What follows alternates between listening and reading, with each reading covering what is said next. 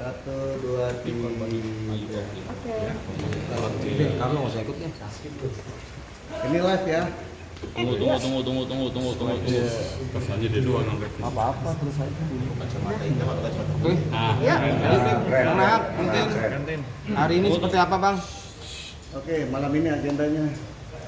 Silakan, Bang. Ya, terima kasih teman-teman media. Perlu kami jelaskan bahwa dari jam 2 siang tadi, ya, kami bersama korban mendatangi Polres Metro Jakarta Selatan di unit PPA karena memang ada BAP tambahan. Karena BAP tambahan itu dari ayah korban itu kurang lebih belasan pertanyaan dan dari korban sendiri itu kurang lebih hampir 20-an pertanyaan. Prinsipnya begini, kami perlu sampaikan bahwa kan tadi dari awal sebelumnya saya sudah sampaikan bahwa ini akan berkembang. Ini kan yang terduga pelaku atau anak berhadapan dengan hukum itu sekarang kan ada 8 orang. Sekarang ada tambah satu nama lagi, ya, di dalam BAP tadi sudah jelaskan sedetail mungkin bahwa kasus tanggal 30 sama tanggal 31 itu akumulasi sebelumnya itu bahwa ada yang namanya bullying secara verbal. Bullying secara verbal itu dilakukan oleh salah satu peserta didik yang berinisial M. Yang selama ini kalian banyak pertanyaan, M itu siapa? Gitu. Tadi sudah dijelaskan sedetail mungkin bahwa M itu adalah teman sekolah satu angkatan dan juga memang peserta didik dari sekolah BINUS. Selain dari 8 orang yang sudah masuk dalam kategori anak berhadapan dengan hukum, ya.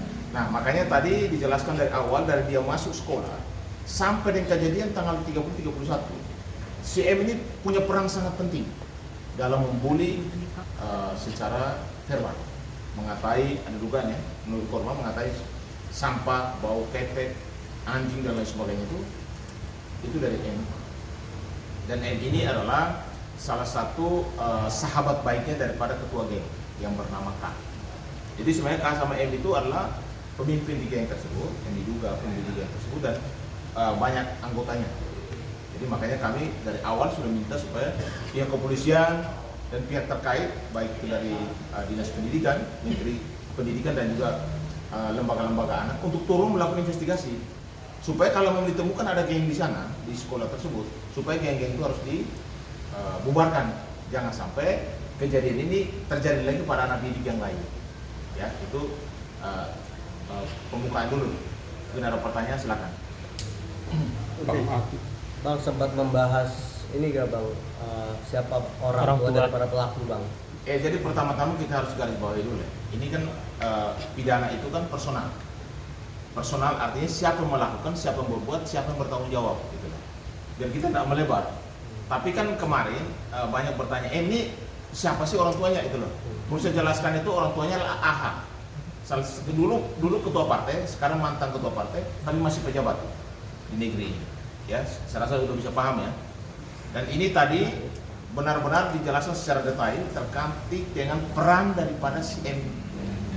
Ternyata perannya luar biasa sampai nanti kejadian yang puncak di tanggal 30 dan 31. Bang, menyambung soal terkait kemarin ke komisi berapa di Depok? Komisi 3 itu seperti apa, Bang? Ya, jadi waktu di Komisi 3 kami dari keluarga korban ini sangat kecewa. Karena yang pertama itu dari pihak yayasan sama kuasa hukum daripada terduga pelaku. Kami menduga ini fakta diputarbalikkan, seolah-olah klien kami ini yang satu mengajak untuk berkelahi, seolah-olah bahwa tidak terjadi bullying di sekolah tersebut, seolah-olah bahwa justru anak korban itulah yang meminta, dan itu adalah perkelahian biasa. Pertanyaan kami, kalau perkelahian biasa, kenapa sudah 8 orang diskorsing gitu? Lalu kenapa anak korban tidak diskorsing? Yang kedua, itu kejadiannya 2 kali loh. Di tanggal 30 dan 31. Kemana tanggung jawab sekolah dan pihak keamanan? Emang sekolah boleh membiarkan orang melakukan perkelahian kalau memang menurut mereka seperti itu? Karena undang-undang pendidikan menyatakan bahwa peserta didik harus mendapat keamanan kenyamanan di sekolah tersebut. Dan anak korban sampai saat ini mengalami psikis berat. Fisik mungkin sudah selesai, psikisnya sampai saat ini masih didampingi oleh psikolog. Karena dia mengalami psikis berat, tidak mau ke sekolah lagi karena ada rasa trauma dan ketakutan yang luar biasa.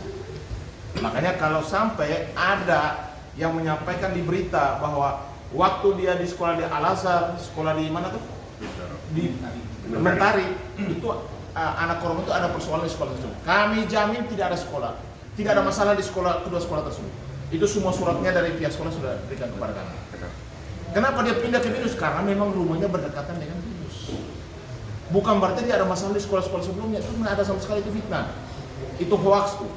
Jadi kalau sampai ada menyatakan tersebut, kami akan ambil tindakan terhadap orang tersebut. Karena dia tidak punya bukti sama sekali terkait dengan sekolahnya anak korban di Al-Azhar dan juga di sekolah Mentari tersebut.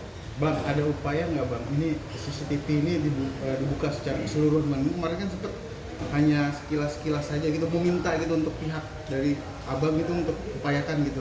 Jadi begini, kami akan surati pihak Polres. Sebenarnya yang namanya pegang handphone siapa saja yang memvideo waktu itu disita saja supaya dilihat nih, karena yang ditunjukkan sekarang di publik itu adalah video yang menguntungkan pihak korban. Kan itu kan dugaan kami itu diedit itu. Itu kan di tanggal 27 CCTV-nya, lalu videonya tanggal 31 nggak ada sama sekali gitu, yang ditunjukkan. Makanya kami minta supaya CCTV seluruh di wilayah itu disita oleh pihak penyidik dan juga video itu waktu kejadian itu supaya disita juga. Siapa yang memvideokan, handphonenya disita saja supaya dicek.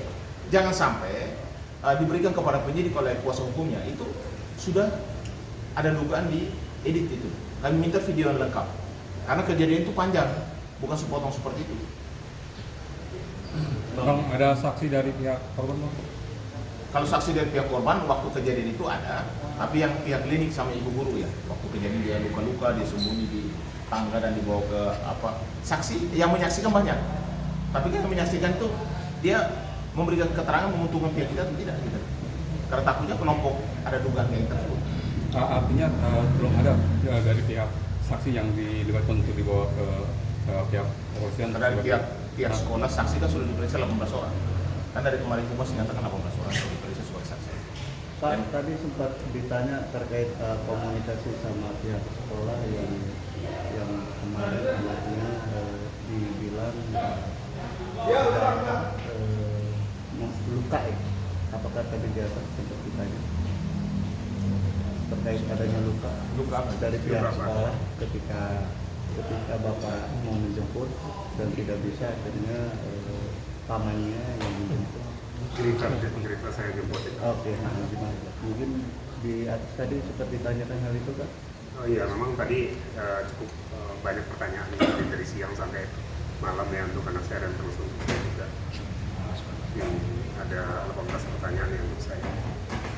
Gitu. Nah kalau untuk luka tersebut memang waktu itu anak saya dijemput oleh rival saya gitu ya. Ini cukup panjang ya sebelumnya untuk cerita gitu. Tapi kesimpulan begitu dijemput sama rival saya itu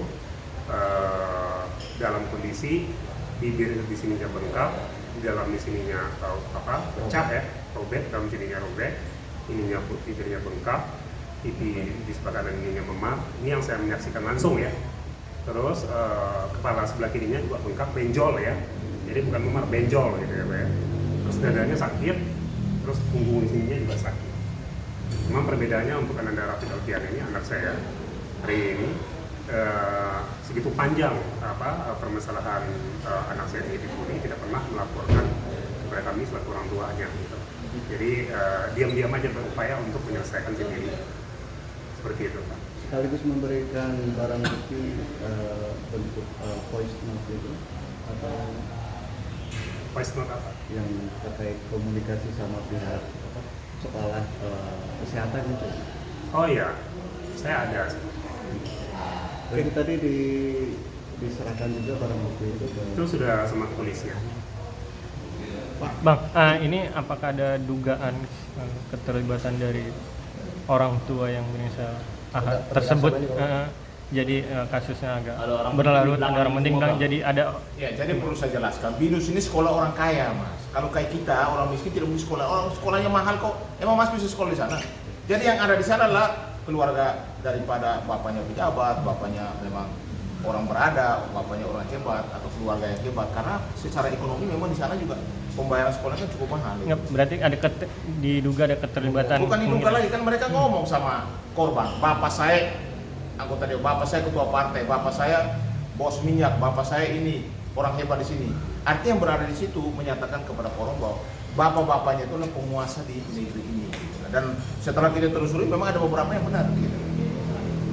Jadi Ya. mempengaruhi kasus ini nggak bang? Jadi mempengaruhi. Adanya orang kuat seperti itu.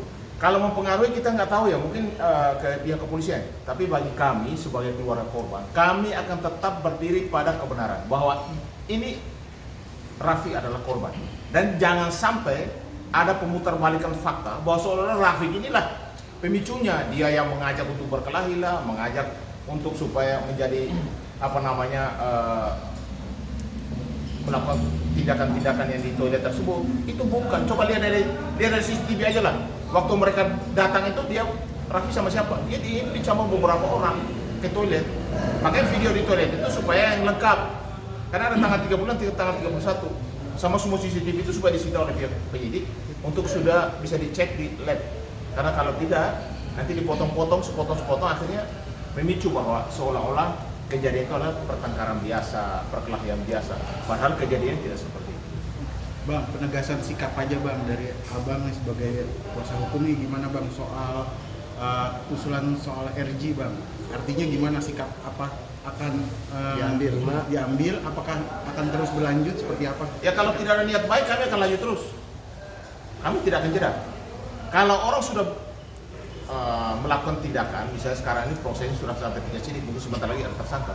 Harusnya dari pihak sana dong yang harus mengkomunikasi dengan pihak kita. Masa pihak pelaku yang harus berkomunikasi? Tidak mungkin. Soal RJ pertama itu dianggap deadlock, artinya gagal. Dan mungkin mereka akan bangun lagi komunikasi atau RJ dengan pihak keluarga, dengan pihak penasihat hukum, silakan. Selama itu tetap di dalam koridor hukum. Kita tidak boleh melanggar hukum. Ya. Jadi kalau soal masalah itu sampai hari ini karena belum ada yang mengontak pihak keluarga kita untuk melakukan komunikasi ataupun RJ lagi, kami tetap sepakat bahwa kasus ini akan tetap dilanjutkan. Karena kan RJ diversikan lanjutannya belum ada dan tidak ada pihak sana yang punya etikat baik untuk menghubungi keluarga, untuk berkomunikasi dengan keluarga atau penasihat hukumnya untuk ada pertemuan-pertemuan berikut lagi. Artinya proses hukum tetap jalan. Selama belum ada komunikasi yang baik, etikat baik mereka belum ada itu. Kami juga mempertanyakan pada pihak yayasan, pihak sekolah BINUS, ini status dia sebagai peserta didik, supaya juga harus memberikan statement yang objektif. Jangan kami lihat ini ada dugaan bela-bela pihak sebelah gitu, jangan. Objektif saja. Kalau ada persoalan dibuka saja, jangan ditutup-tutupi, ya kan? Karena ini kan peserta didik juga. Di sana juga peserta didik juga, dia mengambil harusnya jalur objektif aja. Bagaimana memfasilitasinya, bagaimana mereka beretikat baik.